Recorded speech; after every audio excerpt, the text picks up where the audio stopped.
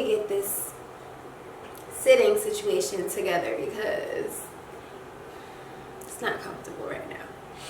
Hey loves, welcome back to my channel. So today I wanted to do or throw in a little girl talk video. And the subject I really wanted to talk about is focusing on yourself. So if you've been to my channel, welcome back. And if you have never been to my channel, welcome.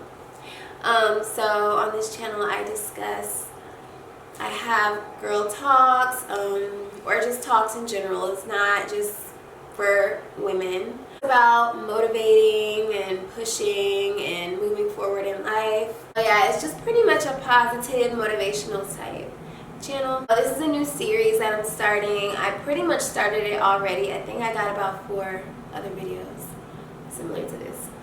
Alright, so a little bit about myself. I have a master's degree in IO psychology. It's pretty much business psychology, but it's also like psychology in general. So it's like the best of both worlds, psychology and business all together. So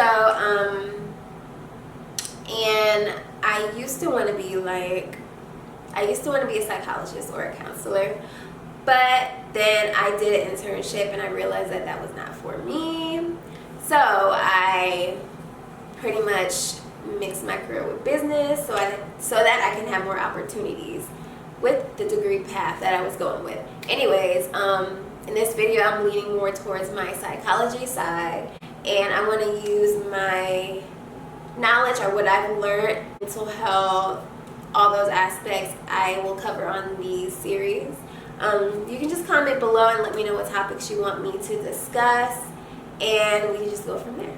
So sometimes in life it seems like we always like focus on others, making others happy, prioritizing your marriage, prioritizing your kids, prioritizing your job, everything but yourself. It's not like we do it intentionally, but sometimes that can happen. Excuse me, I am congested. I am dealing with allergies right now. I just wanted to give you guys 7 tips on how to prioritize yourself ASAP, as soon as possible. Like yesterday, you need to do this. And these habits, I believe, you should keep with you every single day. You should make it a habit to become an everyday thing. Because if you can't take care of you, how are you going to provide or take care of your kids? How are you going to be able to sustain a marriage? How are you going to be able to run the household as a woman or be head of the household as a man if you can't take care of yourself first? You are the engine of all those around you. You are needed in some point of your life. Somebody's going to need you for something, whether it's your job, whether it's your parents, your siblings. Like, somebody's going to need you. You are of importance. So it's important to make sure that you take care of your engine and you take care of yourself so that you can be in working shape or in shape in order to take care of others around you. Number 1. So setting small goals. And I say small goals because if you're taking care of yourself, you don't want to set big goals on yourself because that's just going to stress you. So little goals at a time, little by little, focus on those. And setting small goals also allows you to look forward to something, and it allows you to focus on that, which in turn allows you to focus on yourself and taking care of yourself, whether it is setting goals for your business, setting goals for getting your body right, exercising, setting goals for dieting. It can be something as small as that. Number 2 is to date yourself. I think it's very important to date yourself. I actually did this prior to getting married, and I also did this in the beginning of my marriage as well. I did date myself. I used to go places by myself. I would go get my nails done. Like, that's dating yourself. I would make this like a thing I would do, if not my nails, my toes, get my hair done, like date yourself. Set a date to where you can go spend time with yourself. Spa days. If you want to go to the movies by yourself, go to the movies by yourself. Go out to eat by yourself. That was one of my big things. I would go out and I would eat all by myself. I would be like, kids, y'all stay home with your daddy. I'm about to go out to eat. I wouldn't really tell them exactly where I'm going. My husband I would, but my kids, because they'd be like, no, mommy, I want to go. And that ain't happening when I'm dating myself. So I feel like dating yourself is very important, because in the process of doing that, you get to learn yourself and learn who you are as an individual, so that you can bring more to the table in your marriage if you are married. And if you're not, you can bring more to the table for the people around you or for your future relationships. And you'll be ready for a marriage. You'll be ready to jump into any relationship, because you know at the end of the day that you wouldn't risk your own health and damage your own mental being for anybody else. Number 3, exercise. Alright, so exercising is very important in taking care of yourself and focusing on yourself, because it kind of forces you to do that. It forces you to focus on what goals you want to meet as far as your abs. I want abs at this certain time. I want to get my booty right for the summer. Man, I want to get my triceps popping so I can get some girls next summer. Like, you set goals for yourself, and it's really fun in the process, because that aspect is fun in the process, because it allows you to kind of distract yourself from others and to focus on you, your goals, and that's it. And not only are you exercising for others, you want to exercise for yourself, because that helps your mental health as well. A lot of people don't like to face it, but you have to face yourself. You have to dig deep. You have to go, what is it called? Soul searching.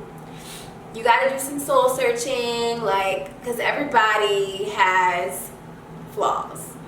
And you're not perfect. I'm no more perfect than you are. So it's like, you need to dig deep inside that closet. You need to pull out all them skeletons, and you need to work on them one by one. You need to just work on them. And that's why I feel like it's important to focus on yourself, because it allows you to be a better you. Tip number, I think we're on 4. Dress nice, look good all the time. All the time. Every time you leave that house, girl, you need to look good. Okay? I mean, even if you ain't wearing no makeup, you don't gotta wear makeup to look good. You can go out, leave the house, as long as you look presentable and decent, and you're not just looking like you just got straight out of bed and went outside. You need to look good. Because I am Caribbean, I grew up in a household to where my mother won't let me walk out the house looking a hot mess. I had to have my hair done, my nails painted. I had to have something done. I couldn't just go outside looking a hot mess. I just couldn't. Or I would get my tail whooped. Okay? I just couldn't do that. So, I mean, that's one thing I do appreciate that my parents did instill in me. They did instill that it's important to make sure you look good, because when you look good, you feel good. So making sure you look good all the time allows you also to focus on yourself. And that's an everyday thing. So if you get up in the morning, you want to do some self-care in the morning, 5, 10, 15 minutes of self-care. It takes me longer. Sometimes. But if you want to do that in the morning, go ahead and do that and get that done. Tip number 5, I think. Don't try to control others. When you try to control others, it makes life probably 10 times harder. You have to control only you, how you react, and how you are able to progress in life. You can only control that aspect.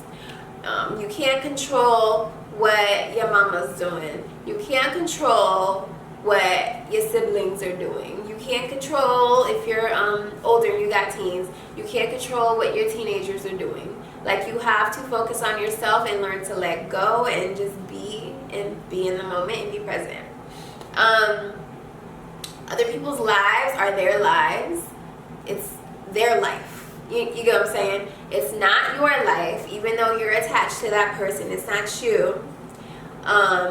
Kids can be really hard to let go of, but that's why I'm focusing on that right now, slowly letting go, because they're becoming their own individual people and they're becoming young adults. So like as a mother, it's so hard, but I have to let go.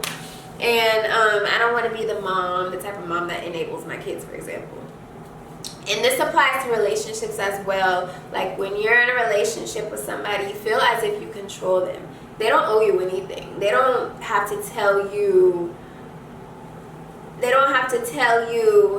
exactly what they're doing at every minute of the day. They don't have to tell you everything that comes to their mind. Like that is their brain. That is their thoughts. You get what I'm saying? So just focus on yourself and being happy and wholesome with yourself, and you'll be good.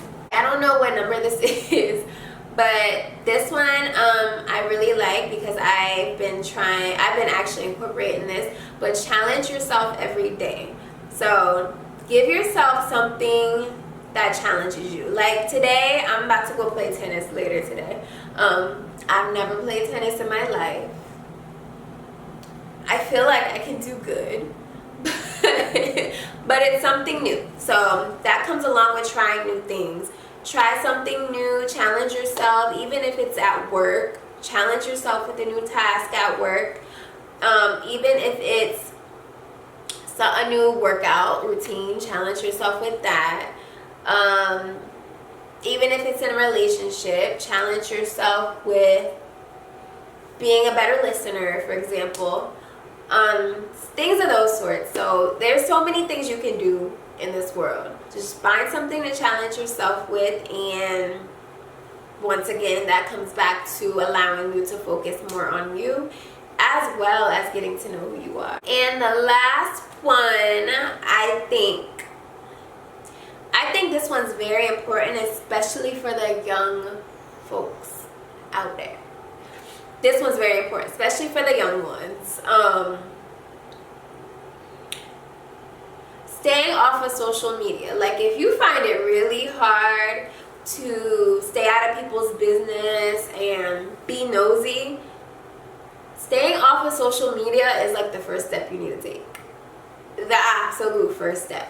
I mean, everybody's a little nosy to a certain extent. Like I'm nosy as hell. But at the same time, I'm not going to sacrifice, like if I see something outside back here and I can't see, I'm not going to sacrifice breaking my neck to see what's going on. You get what I'm saying? Same thing goes with social media. You should not sacrifice your mental health just to see what's going on with everybody else, or just to go on there and compare yourself to this girl or that man, or you should not. You need to be on social media at times when you are healthy. You don't need to be going up there comparing yourself and be like, oh, I need to get this, because everybody's journey is different. Just because this girl married this rapper and got that car doesn't mean that that's your path and that's the only way that you're going to get that car, for example. You can become a lawyer and get that car. You get what I'm saying? So social media is definitely a whole nother subject. But it's like, yeah, it's a whole nother subject. I'm like in with social media. I'm not too bad. Like I like it, but it's like it's not the first thing I think of. If it has anything to do with like working, yeah, I will get on. But if like likes and stuff and follows and like, that doesn't really do nothing for me. That doesn't really motivate me anymore. When you're younger, it does, but as you get older, you're like, that's not the motivation. The motivation for me is getting like a message across, or something that's important, or being a role model to some people, or something of that sort, something with meaning. So I definitely think social media is a big culprit of issues that have to do with not allowing the young generation to focus on themselves a little bit more. Don't forget to like, comment, and subscribe. Comment some topics below if you want me to discuss any. Thank you guys so much for watching.